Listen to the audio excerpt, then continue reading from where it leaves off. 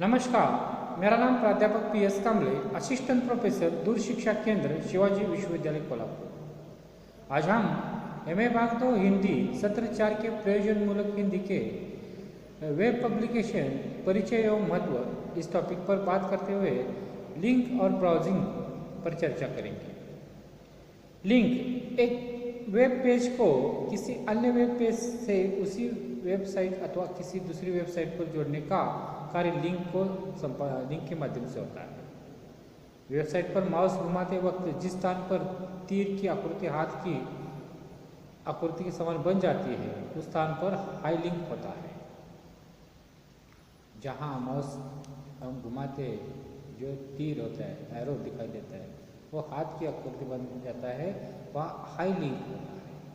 Links text आधारित web browsing है, वह विश्वव्यापी वेब पर उपलब्ध फाइलों की टेक्स्ट देखने में सहायता पहुंचाता है।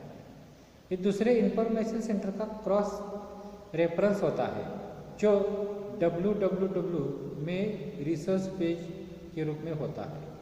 यहाँ क्लिक करने पर www ब्राउज़र संबंधित पेज सामने आता है। इस ब्राउज़र को विंडो में प्रदर्शित होने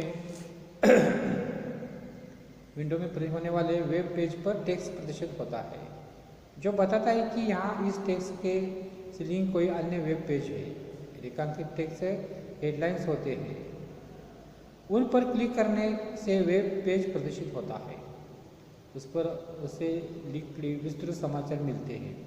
अधिक मात्रा में कंटेंट वाला वेब पेज नीरस होता है और उसे लोड होने में भी समय लगता है, इसलिए वेबसाइट पर छोटे छोटे वेब पेज बनाए जाते हैं। इन पेजों को आपस में जोड़ने के लिए लिंक बनाई जाती है, इसे हाइपर लिंक कहा जाता है। एक ही पेज के विभिन्न हिस्सों के लिए भी लिंक का प्रयोग हो सकता है। जो पेज हम देख रहे हैं उस पेज का लिंक बनाने के लिए हाइपर लिंक बनाने की जगह पर कर्सर लाया जाता है। उसके उपरांत पहले से टाइप किसी टेक्स्ट या इमेज जिसे लिंक बनाने है उसे सिलेक्ट करें अथवा हाइपर लिंक पर क्लिक करें। वर्तमान खुले हुए पेज के उर्वरक हिस्से के लिए लिंक बनाने के लिए ओपन पैड टैब क्लिक करके और आवश्यक वेब पेज के उपयुक्त बुकमार्क को सिलेक्ट करें। इस तरह से लिंक की श्रृंखला से हम एक स्थान से दूसरे स्थान तक पहुंच सकते हैं। लिंक का उपयोग क्या है? इस श्रृंखला से हम एक स्थान से दूसरे स्थान तक पहुंच सकते हैं। एक सिंगल क्लिक से हमें वांछित जानकारी मिल सकती है।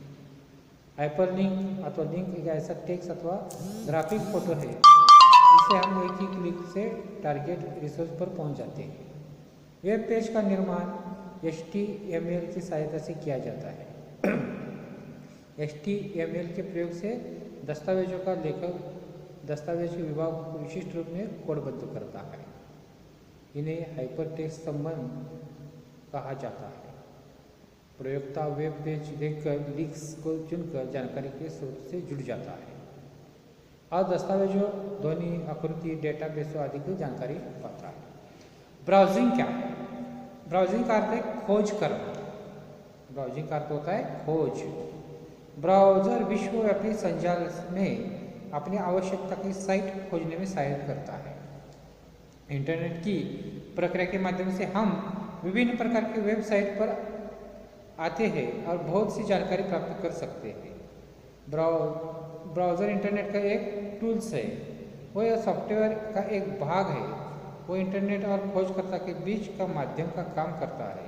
ये काम दो प्रकार का होता है। वेब सर्वर से संबंध स्थापित करना, तो जानकारी के लिए निवेदन करना, उपलब्ध जानकारी प्रयोक्ता के संगणक पर दिखाना। ब्राउज़र लिखित टेक्स्ट, दृश्य, चित्र आदि पर आधारित होते हैं। इंटरनेट पर जानकारी प्राप्त करना ब्राउज़र से आसान हो जाता है। टेक्स्ट ब्राउज़र से प्रयोक्ता को बाह्य सामग्री मिलती है और ग्राफिक ब्राउज़र से ग्राफिक या फोटोग्राफ आदि उपलब्ध होते हैं। आज अनेक ब्राउज़र उपलब्ध हैं जो एक जैसे कार्य करते हैं, जैसे कि Internet Explorer, Netscape, Navigator, Lynx, Opera, HotJava आदि प्रमुख ब्राउज़र सॉफ्टवेयर है। इंटरनेट पर अनेक प्रकार की साइट होती है, इसके लिए अच्छे ब्राउज़र की आवश्यकता होती है। वेब ठिकानों से सूचनाएं, मैटर, चित्र आदि प्राप्त करने के लिए वेब ब्राउज़र की ज़रूरत होती है। इंटरनेट एक्सप्लोरर ब्राउज़र विंडोज़ 95 और विंडोज़ 98 के उपभोक्ताओं के पास होता है। संगणक के डेस्कटॉप पर बने इसके आइकॉन पर क्लिक करना पड़ता है, जिससे इंटरनेट के साथ हमारा कनेक्शन हो जाता है।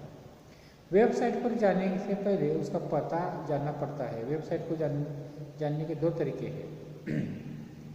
जिस वेबसाइट को जानने की हम कोशिश करते हैं उसका नाम, पतों वालों बार बार टाइप करके एंटर कुंजी दबाई जाती है। एक्सप्लोरर में सर्च इंजन की सहायता से ब्राउजिंग एक आनंददायी काम है। सर्फिंग की क्षमता बढ़ाने के लिए ब्राउजिंग की कुछ तकनीकें सीखनी पड़ेगी। अपने कार्य से संबंधित वेबसाइट खोलनी चाहिए। पूर्व निर्धारित वेबसाइट खोलने के बाद ही तीसरी वेबसाइट खोलनी चाहिए। रोचक वेबसाइट से समय नष्ट न करें, इसमें पैसे और समय की बर्बादी होती है। वेबसाइट की फेवरेट अथवा बुक मार्क कर दे, जो आसानी से कम समय में वेबसाइट पर पहुंचने में सहायता मिल सकती है। इंटरनेट से जो फाइल डाउनलोड की जाती है वह हार्ड डिस्क में स्टोर होती है। जरूरत पड़ने उसे देखा जा सकता है। इंटरनेट कनेक्शन पीक आवर्स में नहीं लगाए जाए। कोई भी डॉक्यूमेंट जब लोड करते हैं तो फाइंड बटन जल्द ही उस स्थान पर पहुंचा देगा। वेब जानकारी की उपयोगिता क्या है, देखिए। उपभोक्ता संगणक में उपयुक्त सॉफ्टवेयर लोड कर सकता है, सस्ते और मुफ्त सॉफ्टवेयर हासिल कर सकता है, किताबें खरीदे और सुविधा मिलती है, सीडी के अनेक म्यूजिक स्टोर उपलब्ध होते हैं, बच्चों के लिए खेल, कार्टून आदि साइट उपलब्ध है। अब हम देखेंगे कि ईमेल का प्रेषण या प्राप्ति कैसे होती है। इंटरनेट द्वारा संचालित इलेक्ट्रॉनिक सेवा का संक्षिप्त रूप ईमेल। इसमें अपना पत्र, सूचना, दस्तावेज विद्युत गति से जगत की किसी भी भूमि में स्थित संगणक के मॉनिटर पर पहुंचाया जा सकता है। प्रिंटर की सहायता से प्रिंटआउट निकाला जा सकता है। इसे ईमेल का सामान्य अर्थ यह हो सकता है कि संगणक और इंटरनेट की सहायता से जगत के किसी भी कोने से किसी के भी पास डाक भेजना, डाक प्राप्त करना, हार्डवेयर और सॉफ्टवेयर की सहायता से ये काम पूरा होता है। संदेश देने वाला और संदेश पाने वाला दोनों ही संगणक की सिस्टम से जुड़े रहते हैं। हार्डवेयर से संगणक पद्धति की विभिन्न शाखाएं एक दूसरे से परस्पर संबंधित रहती है। इससे एक शाखा दूसरी शाखा से में संदेश का आदान प्रदान होता है। इसके लिए ईमेल प्रेषक संगणक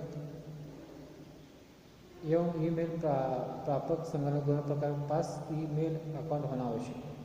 ईमेल के लिए दोनों संगणक में ईमेल अकाउंट होना आवश्यक है। कुछ साइटों को छोड़कर अन्य जैसे yahoo.com, इंडिया टाइम्स आदि वेबसाइटें मुफ्त में ही अकाउंट खोलने की सुविधा प्राप्त करती। इंटरनेट में ईमेल के लिए मुफ्त साइट उपलब्ध है। ईमेल की कार्य पद्धति। ईमेल भेजने वाला पहले संदेश मेल सर्वर को भेजता है। ये सर्वर नेटवर्क यातायात के अधिक होने तक संदेशों को स्टोर करते हैं। एकत्रित संदेश अगले मेल सर्वर को भेजे जाते हैं। यह प्रक्रिया निरंतर गतिमान रहती है। जब संदेश लक्ष्य मेल सर्वर तक पहुंच जाता है तब संबंधित मेल सर्वर से प्राप्तकर्ता संदेश प्राप्त करता है। ईमेल में ई सर्वर की भूमिका महत्वपूर्ण होती है, क्योंकि नेटवर्क पर उपस्थित डेटा यातायात के अवरोध की संभावना को स्टोर करने की प्रक्रिया का काम करती है। ईमेल प्रेषण। जिसे ईमेल भेजना है उस व्यक्ति के सही ईमेल एड्रेस की जानकारी ईमेल भेजने वाले व्यक्ति के पास होनी चाहिए। ईमेल भेजने के लिए जिसे ईमेल भेजना है उसके ईमेल की सही एड्रेस की जानकारी ईमेल भेजने वाले के पास होनी चाहिए। मैसेज मेनू के न्यू मैसेज विकल्प को क्लिक करने पर डायलॉग बॉक्स स्क्रीन पर आ जाता है। जहां पर टू लिखा है उस बॉक्स में जिसे संदेश भेजा जा रहा है उसका पूरा ईमेल एड्रेस टाइप करते हैं और उसके नीचे सीसी बॉक्स में अन्य प्राप्तकर्ता का पता लिखते हैं। इसके बाद सब्जेक्ट बॉक्स में संदेश भेजने का विषय लिखा जाता है। कंटेंट एरिया में अपना संदेश पत्र आदि टाइप करते हैं।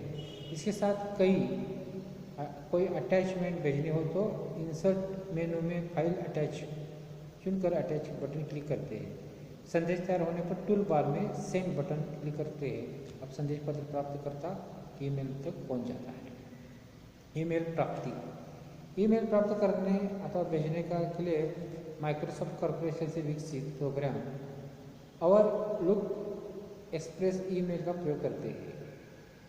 आउटलुक एक्सप्रेस को खोलने के लिए स्टार्ट मेन्यू में प्रोग्राम ऑप्शन पर क्लिक कर आउटलुक एक्सप्रेस को क्लिक किया जाता है। अब आउटलुक एक्सप्रेस के कई भागों में मेनू बार, टूल बार, सामग्री क्षेत्र, आउटलुक बारे में आउटलुक बार पर इनबॉक्स आइकॉन पर क्लिक करें।